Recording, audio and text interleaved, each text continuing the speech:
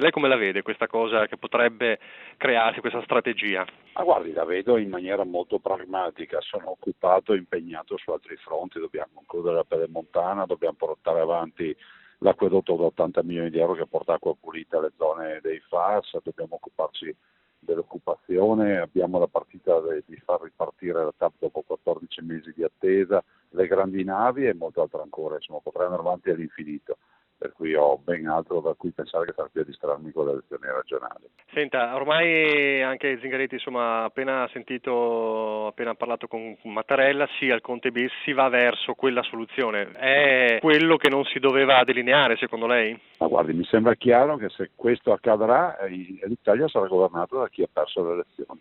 Penso che sia l'unico paese al mondo dove chi perde le elezioni addirittura ha l'opportunità di governare un paese. È qualcosa che grida vendetta, ma guardi, poi come diceva Manzoni nel 5 maggio, poi al posteri l'ardua sentenza. Immagino che poi ci diranno in questa nuova alleanza PD 5 Stelle ci diranno cosa vorranno fare della TAV, cosa vorranno fare delle grandi navi, cosa vorranno fare delle grandi opere. L'autonomia, altra partita importante. Ricordo che il PD ha fatto di tutto per non farci fare il referendum, ci ha mandato in tribunale, in Corte Costituzionale, ci siamo rimasti 13 mesi, poi abbiamo vinto noi e ci hanno vietato l'uso della tessera elettorale durante il referendum. Sempre il PD ha promosso ricorsi al TAR contro il nostro referendum e sempre il PD insomma non è mai arrivato a una conclusione.